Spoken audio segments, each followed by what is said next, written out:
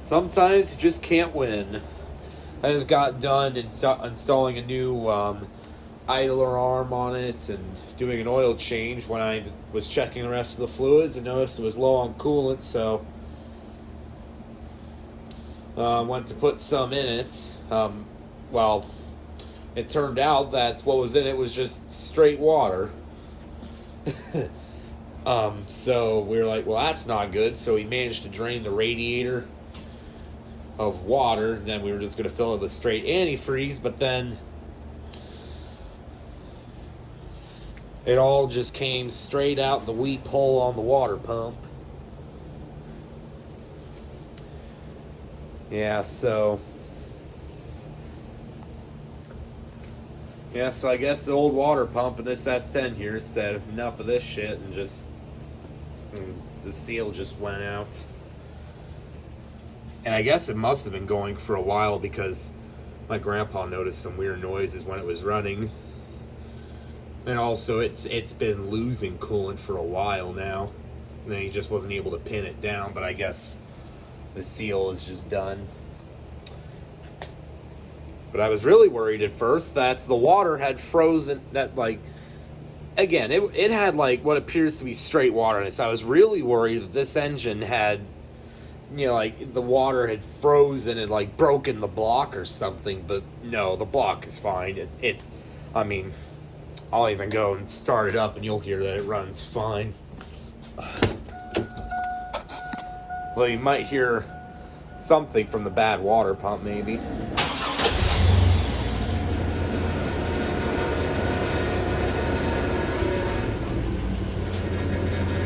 That's something else. That's just the heat shield rattling around on the rear, but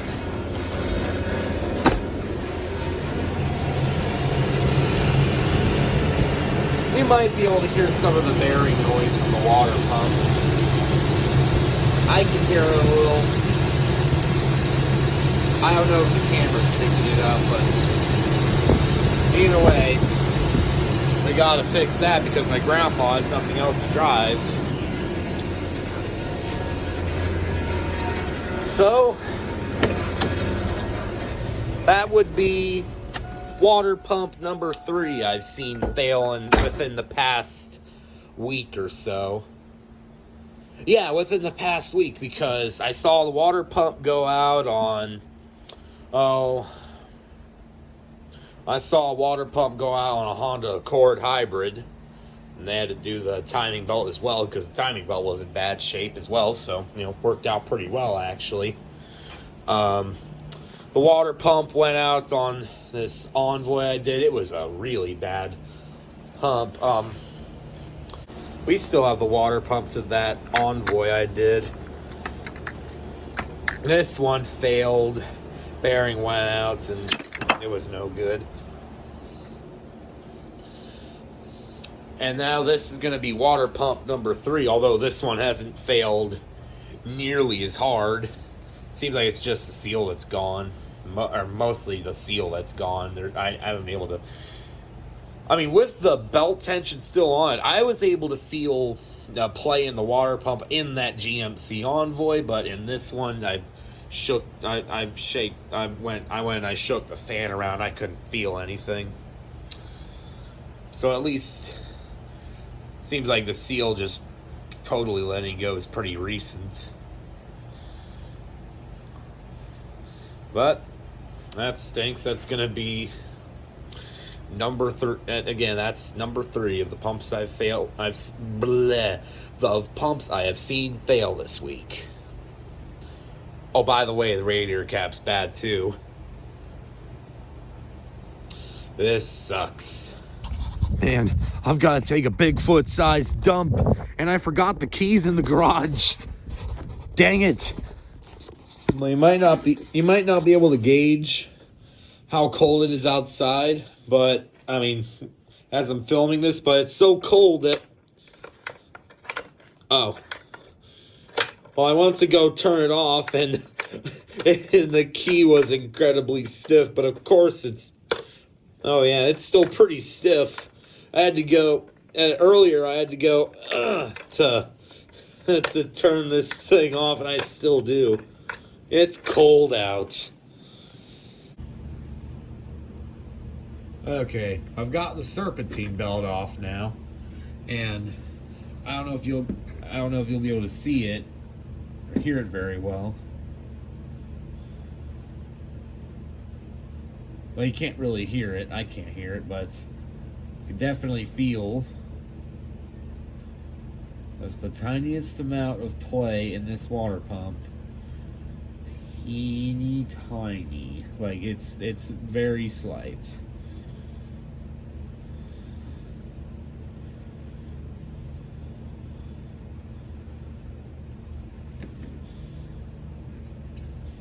Now that's, from my experience, that's not always a surefire sign that the water pump is actually bad, but in this case, water was just pouring straight out the weep hole, so it's bad. It needs to go.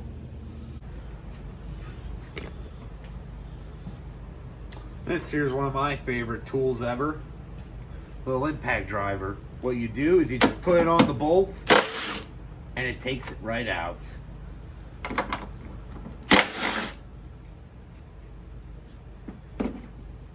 This is one of the first power tools I got. I received this as a gift. I received a lot. I've been lucky to receive a lot of tools as gifts. Like rather pricey things too, which I'm grateful for. Might be able to tell I'm a Milwaukee guy. Now, to be honest, the only real reason I'm a Milwaukee guy is because everyone else I know, with the exception of one person, is a Milwaukee guy. You know, my grandpa's always had Milwaukee stuff. My dad, you know, people I know at school, and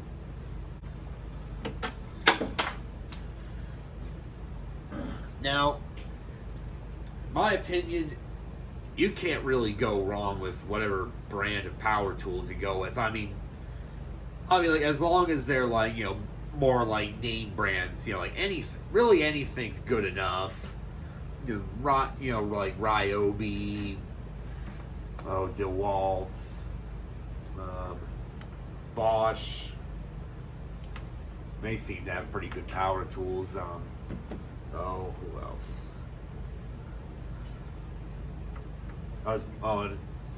You know, like Rigid, Ryobi, DeWalt, you know, things, you know, Makita, brands like that. You can't really go wrong with any of them.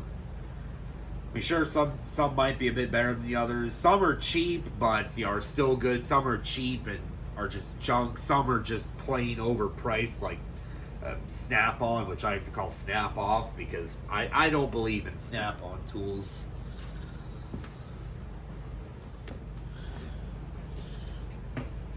One other reason I don't believe in Snap-on tools is that, I mean, you know, they're overpriced and often you don't really seem to get that much. Like,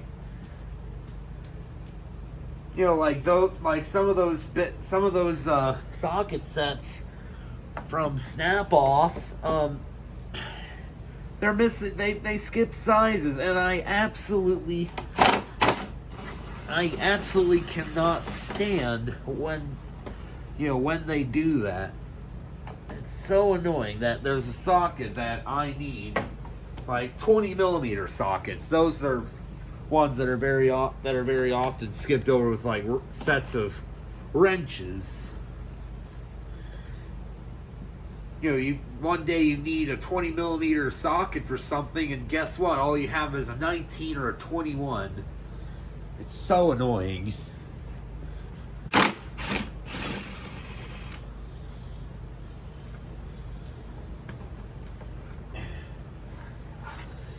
This fan shroud isn't going to be super easy, thanks to the rather poor location of these. Oh man, that's actually not going to be bad at all. Never mind. I'm not going to complain about that anymore. Not after what I had to deal with last week. I had to do that water pump I did on that Envoy. Oh man, the the radiator shroud and the fan was an absolute pain to get out. It would have taken me forever if I was doing that alone. But yeah, I will, from here on out, I will not complain about anything about how this comes apart. So I can tell it's going to be at least 5 to 10 magnitudes easier than it was on that Envoy.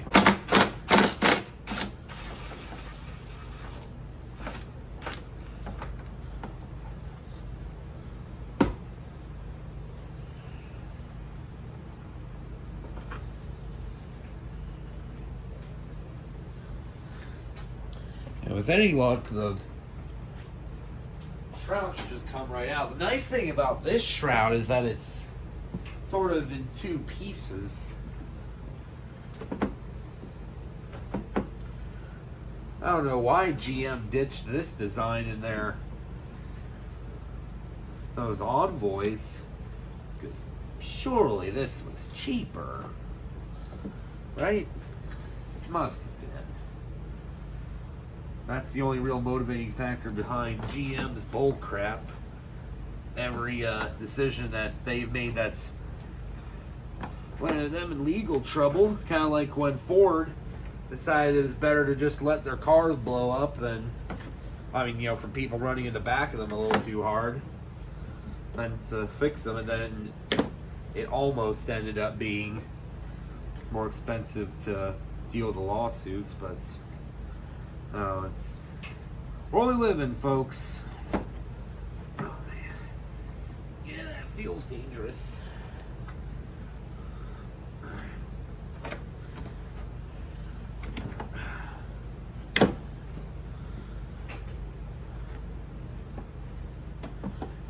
Now this part of the shroud's also what holds the radiator in place.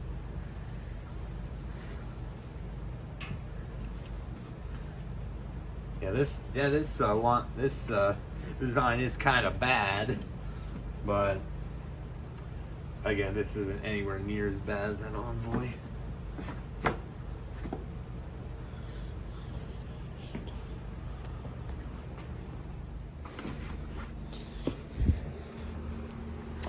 Well, that sure was easy.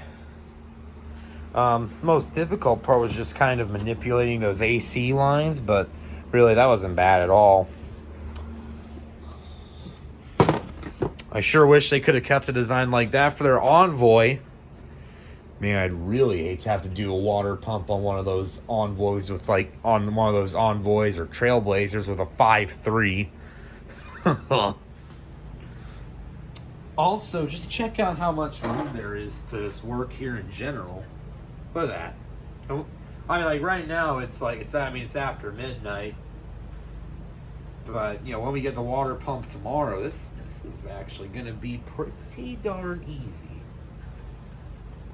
A lot easier than that Envoy. You know what? Dead horse. But, anyways. It'd be nice if I could go to an auto parts store and get it now, because I wish I knew this water pump was bad earlier, because I could have this job knocked out in like 2 hours. Man. Well, that's what you get. Well, that's kind of what you get for being a night owl. Because that's what I like to do. I go to bed really late and then I wake up late in the day. I wasn't actually, I was up and out of bed by afternoon, but I wasn't actually working out here until 3 o'clock. So that's kind of the thing. Those kind of things can bite you. But that's besides the point.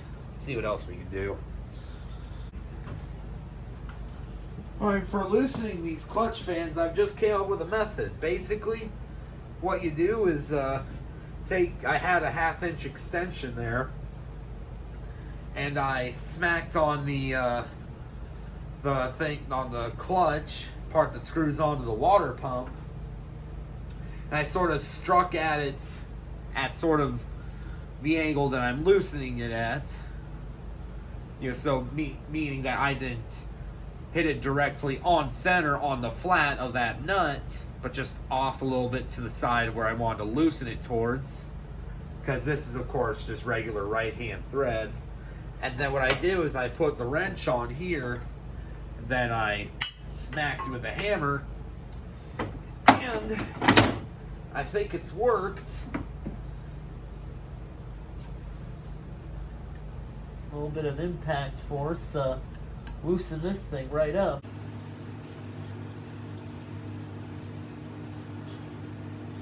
I kind of wish I'd built that now. That's what I'm going to remember next time I do a water pump. Right up until I get an air chisel, and I get one of those air chisel attachments that lets you break loose these clutch bands.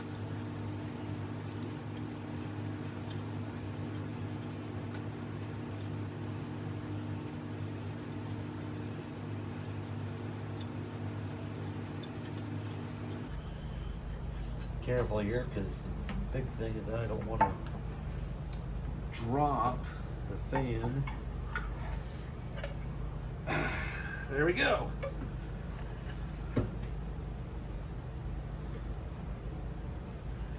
And notice I also had to put the belt back on for doing that, but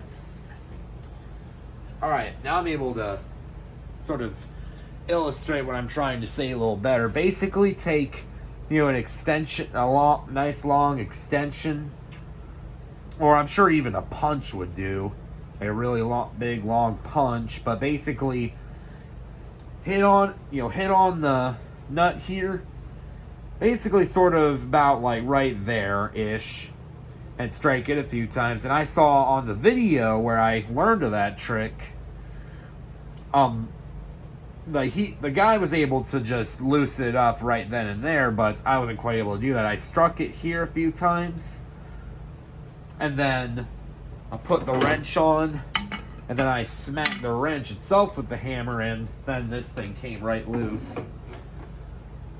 So that worked out really well.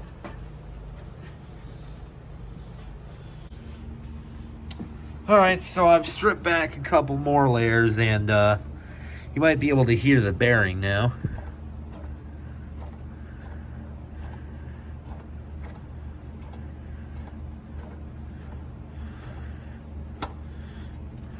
You might be able to get you a better illustration of how much play there is. Again, it's still a very, very slight amount, but yeah, it doesn't take very much. Like I've said, though, you can't always be 100% sure just by going off of how much play there is, but if it's leaking and there's play, then it's definitely got to go.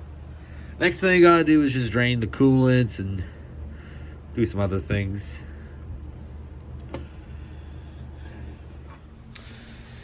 Nice thing about having a pickup truck when it breaks is that you can just put all the parts in the bed. Neat.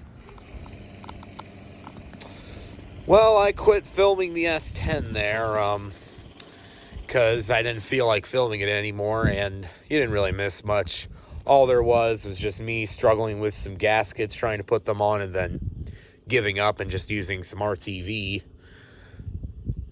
But the truck's fixed. It doesn't leak water no more, and my grandpa's driving it. But I'm going to pad out this video with some not very cold starts, because in the about 3 days I've been gone, it's already back up to 50 degrees outside. I'll start off with this truck, and this is the one with the bad motor in it. I'm not starting it for the sake of keeping the motor running. I'm really just gonna be starting it up for the sake of just making sure that everything else is all right. Oh, hood's already popped.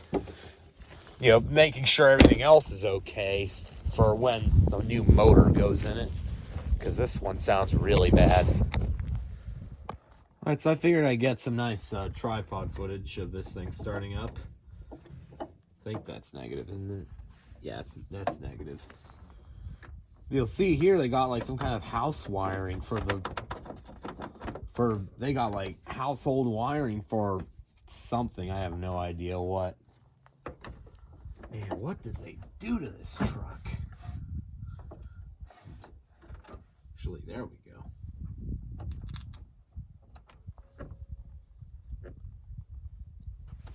163,000 miles on it, and it's already got a motor that's toast.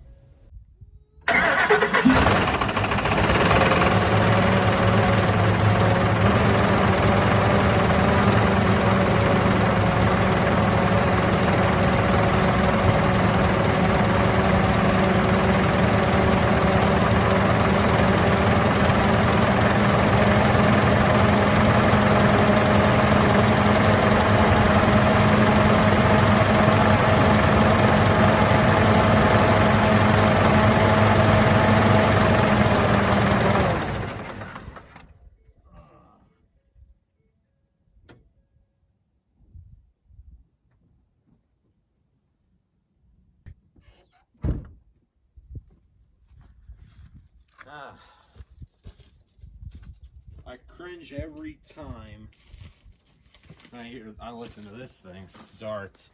What a Ford. Let's try something else.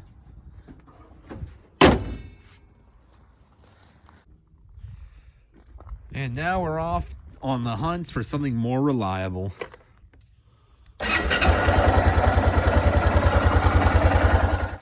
Now this truck may just understand the concept of reliability because it has got 454 big block Vortec. So that means it gets great gas mileage. Probably. See if the under hood light still works. Oh, somebody left the key on. I gotta go turn that off. Hey, look at that. Well, under hood light still works. How about this one here? There's this light here that if you switch it on. Oh man. Man, I don't think this one works.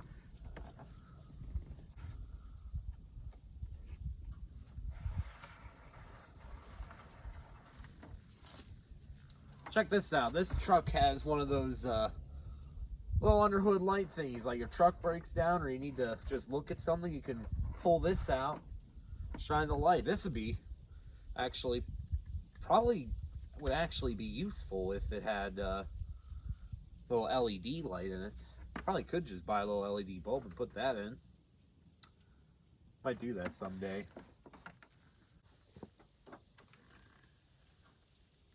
It's sure got something in it. Yeah, Earl's there.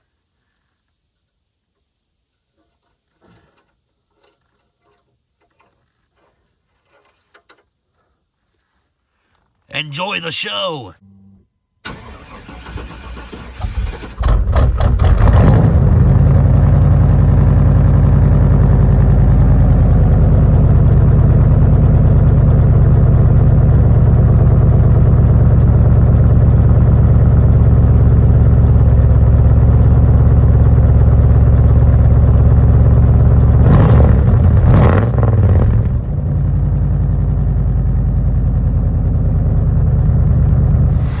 Bear in mind is that this thing's been kind of sat here for like 3 months. There's like, this truck is actually pretty mint. I mean the four-wheel drive's kind of messed up because it's electronic and GM has no idea how to do any kind of electrics, but the AC works, which is nice during the summer. And in the what 4 or 5 total times we use this thing during the summer. But the reason it's sat here is that this thing has some tidal issues. I'm not going to get too deep into it, but basically this vehicle used to belong to somebody and they passed away. Then we ended up with this thing and we're just not able to, we got no title for it. But it will be great once we do get a title for it. Now check this out. It doesn't even have a check engine light on, probably because it hasn't run long enough, but this thing runs good. How about this Kubota? It's been here for a few weeks.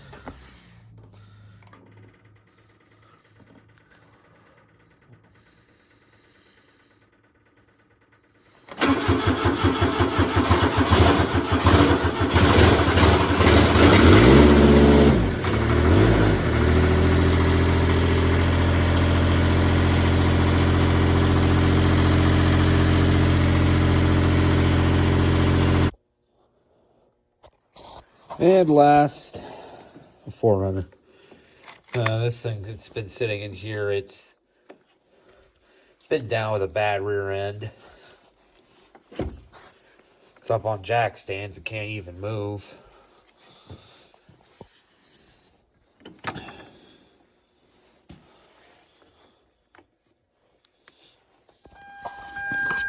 Let's see. Oops.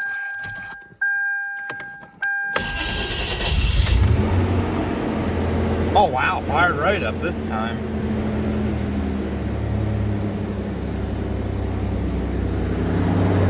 Not surprised it fired up that easy, given it's been sitting here for months. Usually when it's sat, it requires more time to crank, but I guess not. Still quiet and smooth as always.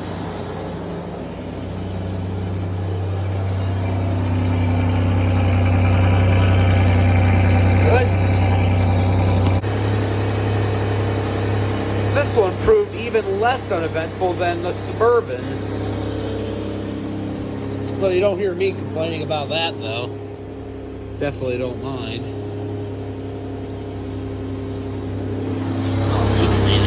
No, it's not. No leaks.